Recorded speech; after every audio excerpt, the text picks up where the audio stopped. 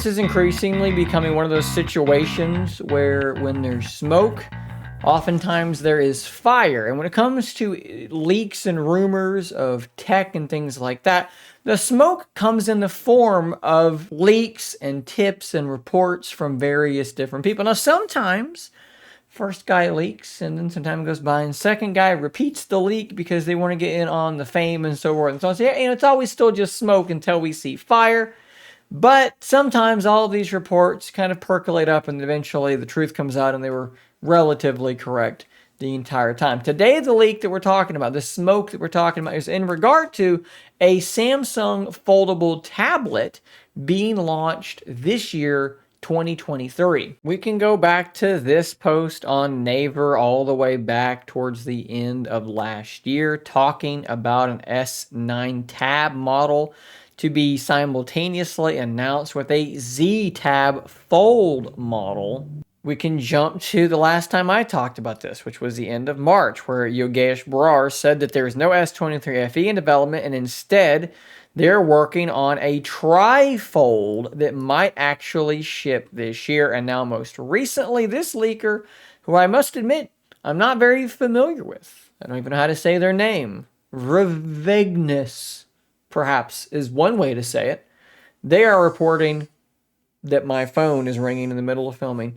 I'm going to decline that. They're reporting that a Z Tab foldable tablet is going to launch alongside the Tab S9 this year, kind of echoing what Naver said all the way back towards the end of last year. So obviously there are some gaps, some large gaps in this information, right? Is this going to be a tablet that simply folds over like a clamshell? Is this going to be a tri-folding device like some other people have potentially said it's going to be? What of the many folding displays that Samsung Display has shown us over the last 18 months, 24 months, will it end up being, or will it be a new design as of yet not seen? We're going to have to wait a little bit longer to find all that stuff out, but there are a plethora of options for Samsung to choose from. They've got all these crazy designs that they've shown, and honestly, probably be fine and excited with any of them at this point. One thing is very, very clear though. Samsung is definitely, obviously, continuing to invest heavily into this folding screen technology. More and more OEMs are jumping on board.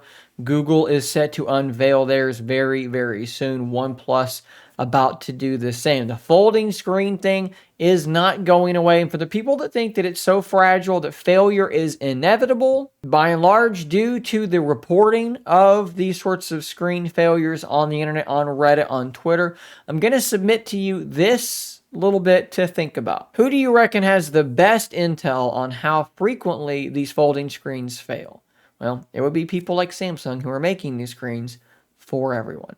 And yet, with the information that they have, they are pressing forward. They are investing more and more heavily in folding screens as a big part of their future. I think this is obviously indicative of a reality wherein there is a bit of confirmation bias. I've said this on the channel a few times already.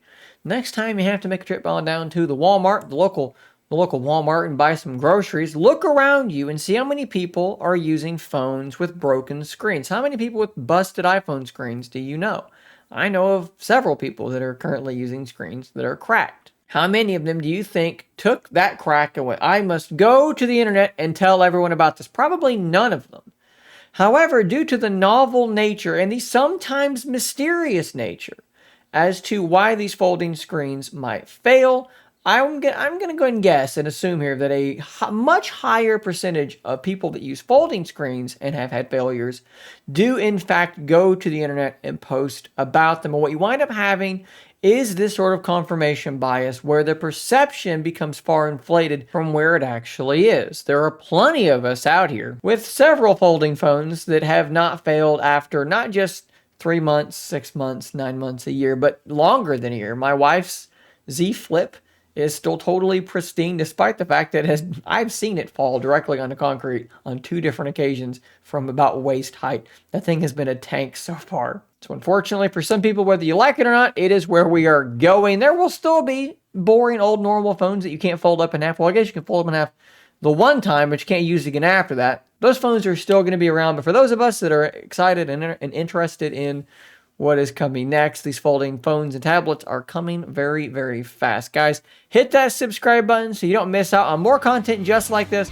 And until next time, stay nerdy, my friends.